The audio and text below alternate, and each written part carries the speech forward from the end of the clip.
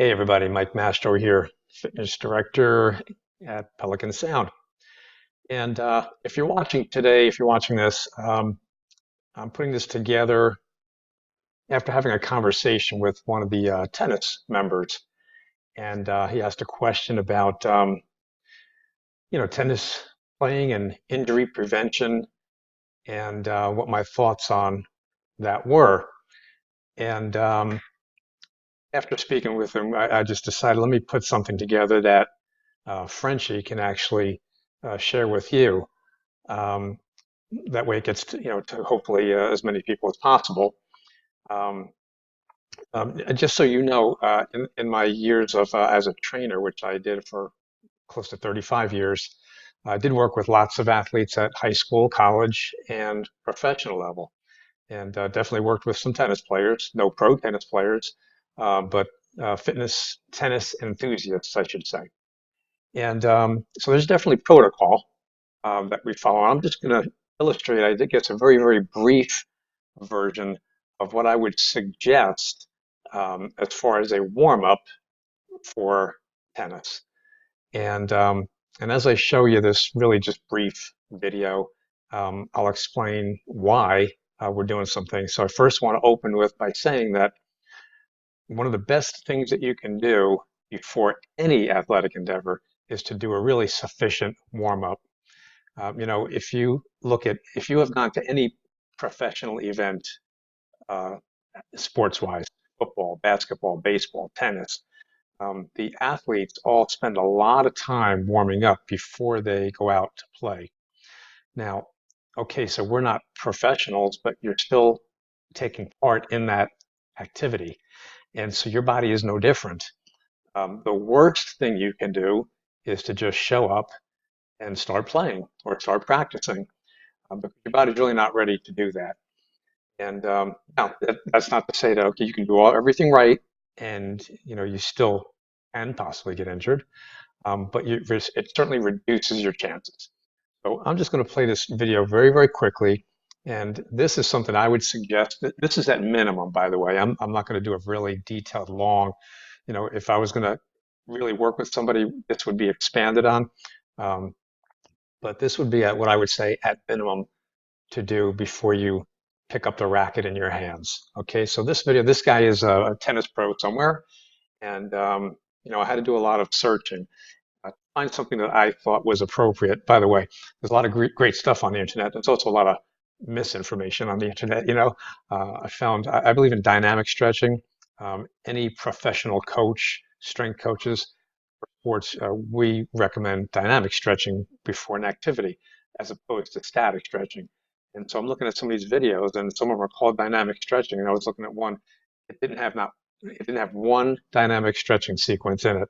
So you really have to be careful what you find. But anyway, this is a good sequence. So let me run this, and I'm just going to talk while it's running and describe the stretches briefly. So okay, you show up to the tennis court and you put your belongings down and you go out to the court, and this would be a really great thing to do before you start. Um, Whether you do it on the court or you do it off to the side or on the grass. Um, so this individual, this guy here, he's going to go now. He's young, I'd say in his 30s, but he looks to be in good shape. But this sequence right here that he's going to do um, is, I think, a pretty good idea. So this is first a walking knee pull, just a walking knee pull. And it's a real simple stretch. Now he's got really, I mean, this guy's like Gumby. So you don't have to pull hard. So I'm going to actually accentuate, do not pull hard. You pull gently on these stretches. So this stretch, let me run it to the other leg, is getting primarily the hamstring muscle in the back of the leg. This is a very, very common injury, by the way, pulling a hamstring muscle or inner thigh groin. You're also getting some glute and low back into the stretch. So you start out very mildly. Your muscles will adapt to whatever you make them do. So if you start very, very easy with this stretch, and then as you proceed, your muscles will start to loosen up a little bit. This is a dynamic stretch that you're watching here. Now, if he was to just hold that, That's static stretching. Your muscles, when they're cold, are not ready for that. Even in the heat of summer, when it's like 90 out and humid, your body is a little bit warmer than it is in season now. If you're watching this we're in January at the filming of this, but you still need to go through a sequence like this because muscles need to be prepped and primed to play. So how long would you do this for? Well, I would do the length of the court. So all the way up one end and then all the way back the other. And by the time you get to that back end, you would be done and ready to go to the next stretch. So now he's just doing a little bit of running in place. We call these butt kicks because he's actually exaggerating the foot motion going behind him.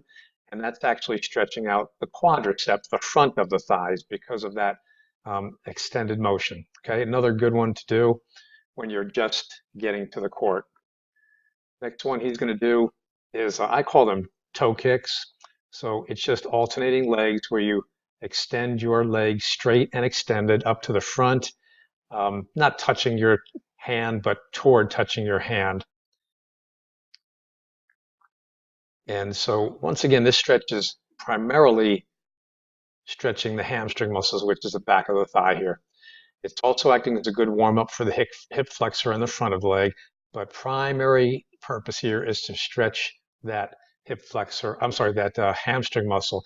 And again, this is done in dynamic stretching. He's moving through the stretch. He's not just holding it. So in other words, he's not putting his leg up on a bench or something and holding the stretch.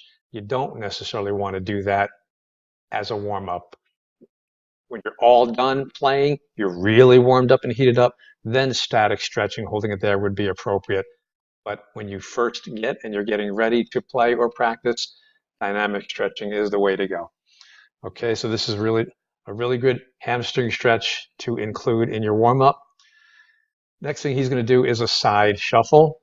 And again, how long would you do that? Again, the one that we just saw, the hamstring, again, I would do the full length of the court all the way up and back.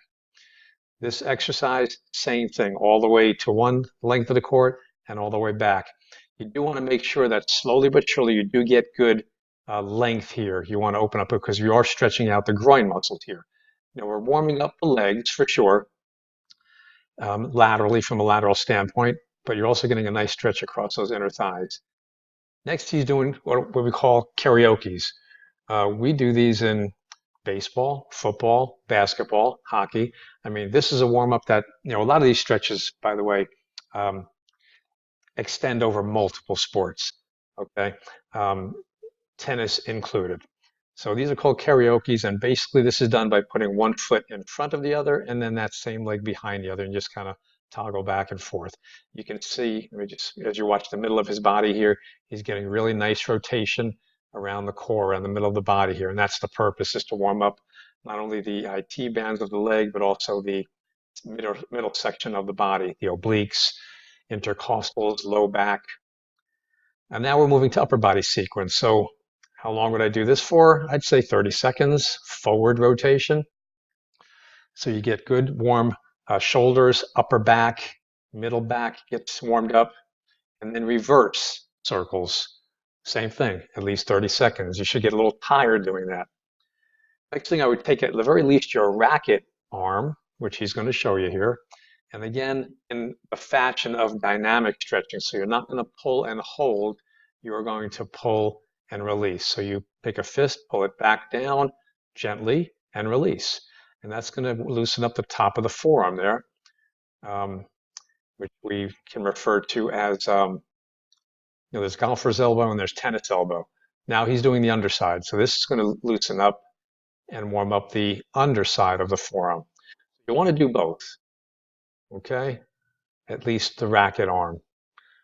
Helps prevent tennis elbow, right? And golf elbow. You do both. And I think that is all I want to cover in this sequence here. So you're decently warmed up here. Now, if you happen to have a band down there, and I can get one to Frenchie if you guys want to do this, this last exercise here is a great exercise for the rotator cuff. That's the external rotator.